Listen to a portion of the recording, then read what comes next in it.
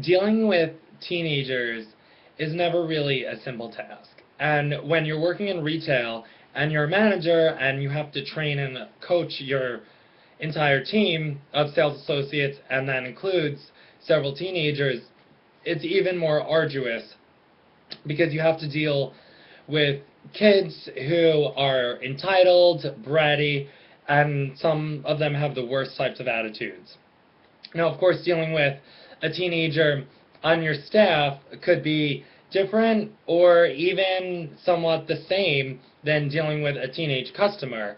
And there isn't necessarily much differentiation between the two because the way society is going nowadays and the way parents raise their kids, they want to be viewed as more of a friend than a parent and don't necessarily know how to raise their kids correctly.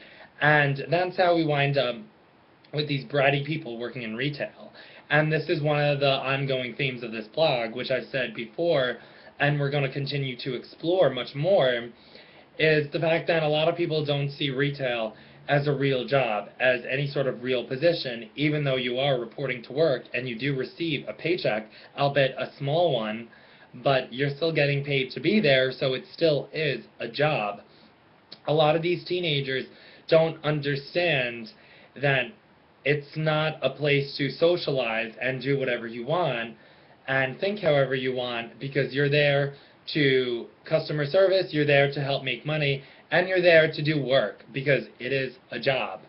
I've had several teenagers that I've worked with and have been the laziest, worst employees I've ever seen, who constantly come late, don't show up at all, pull no-show, no-calls, and treat retail as if it's nothing. And in some cases, the store managers have had the backbone to reprimand them and file corrective action and try and rectify the problem and make sure it doesn't happen in the future.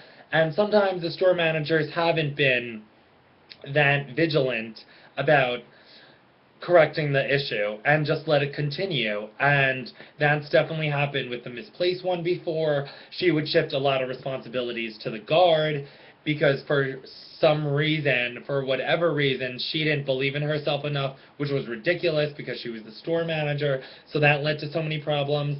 In other stores I've worked with, the store manager thought she was very chummy with the staff and didn't really take directives from me or other people who told her about how the associates were behaving, so this behavior persists and it continues until you can't really do anything about it. So yes, you're in a position where you have to coach people, especially young teenagers sometimes, and you have to be delicate with them, but at the end of the day, you have to do a job. And if a teenager accepts a position in a retail store, they went to the store for the job. We didn't come to them. So they should know that if you're getting a job in a store, you have to do work, you're getting a paycheck, and you can't just stand around, have an attitude, and do nothing.